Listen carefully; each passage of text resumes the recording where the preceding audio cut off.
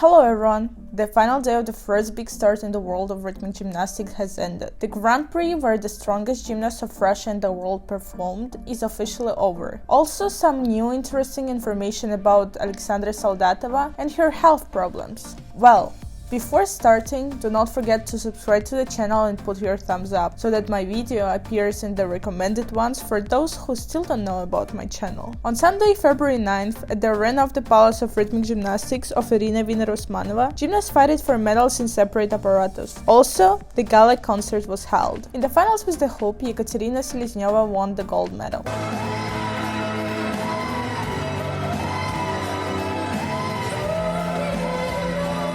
In the second place is Anastasia Salas, who pleased us with a clean performance and lacked only a little bit to catch up with the first place. But to be honest, I liked her routine way more.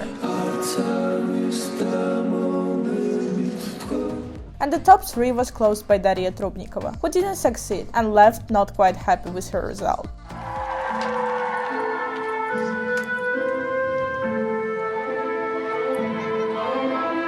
The final with the ball ended with the victory of Dina Averina, who suffered a slight loss, but this did not affect much the assessment.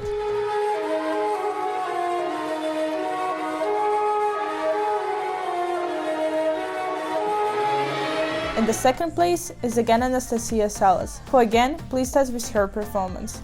Nasty demonstrates amazing routines and new findings.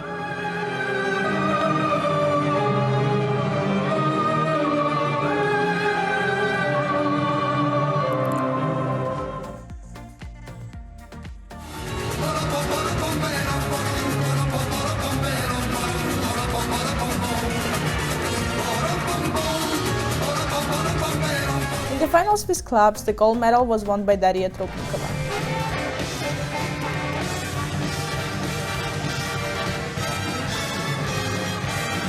Silver by Dina Averina.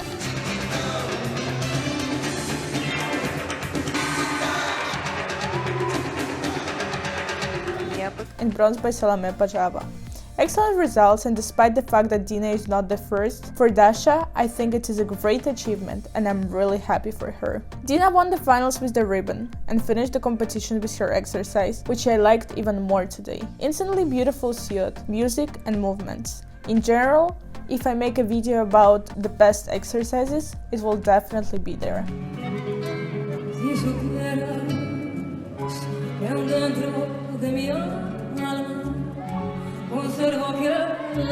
The second place was taken by Ekaterina Selezneva,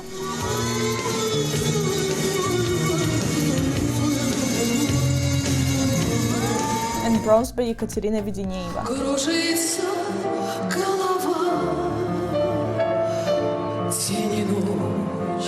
This is how the whole podium consisted of Russians. I think that an important event that happened today was the recognition by Alexandra Soldatova of her illness. As I mentioned earlier, I suspected that she had bulimia. She went live on TASS, where she talked about how long she has suffered from bulimia, how long she hid it, and how hard it is for her to tell all of this. And as they say, the first step to solving the problem is its recognition. So I think that now Sasha will recover much faster. Другая моя болезнь, которая просто постоянно мне мешала, и я из года в год, то есть уже 2, может быть, чуть больше, борюсь с ней и никогда никому не говорила. Анчислава мне сказала только в 2018 году, мне нужна помощь, о том, что я не могу справиться сама, о том, что мне мешает это тренироваться. У меня есть болезнь, которую все никак не давала мне уже в последние годы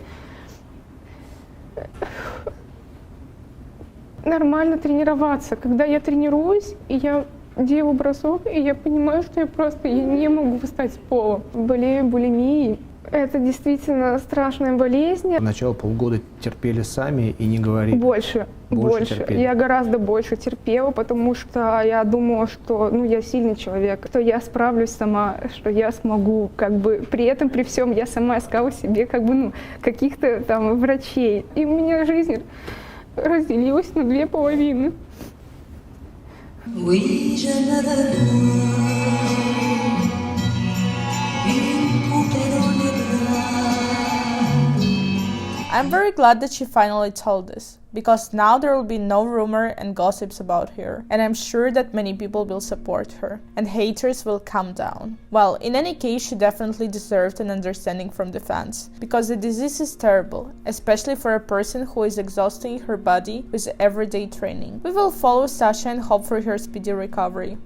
Well, and for those who suffer from this disease, I think a lively lesson is not to try to hide it and self-medicate, as it only gets worse. In particular with Sasha, this gave rise to terrible gossips and speculations. For those who don't know what bulimia is, I'll try to explain in my own words in the way that I understand it.